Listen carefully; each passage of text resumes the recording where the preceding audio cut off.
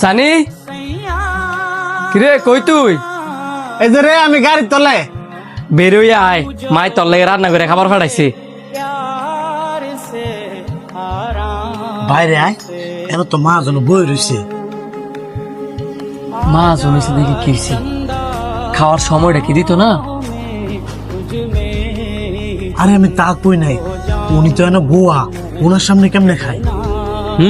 সমস্যা নাই, এখানে বসেই খাও। তাড়াতাড়ি খাইয়া পরে কাজ শুরু করো।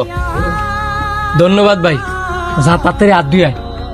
আর দুই দিতাম না, তুই আজকে খাওয়াই দে। নবাব জাদা কষ্ট করে খাবার আইন দিতাম, আবার আমার আড্ডা খাওয়াই দিতাম। ও Someday nobody knows, nobody knows.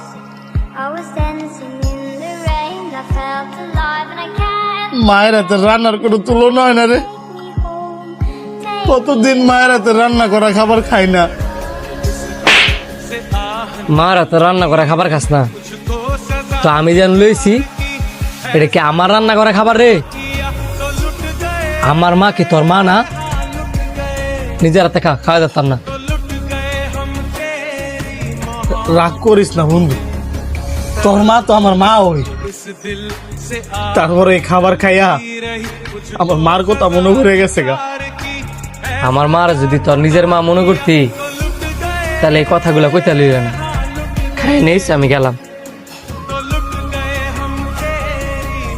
তোমার বন্ধুটা যে কষ্ট হয়ে গেল, হ্যাঁ তো মনে না রাইব।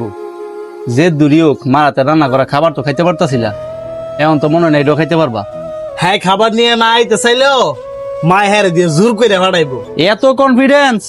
হ্যাঁ তো তোমার মারফেটের ভাইও না যে তোমার লাগে আবার খাবার লইব। হ্যাঁ আমার মার ফেটের ভাই না হইলো আপন ভাইয়ের চেয়েও কম না।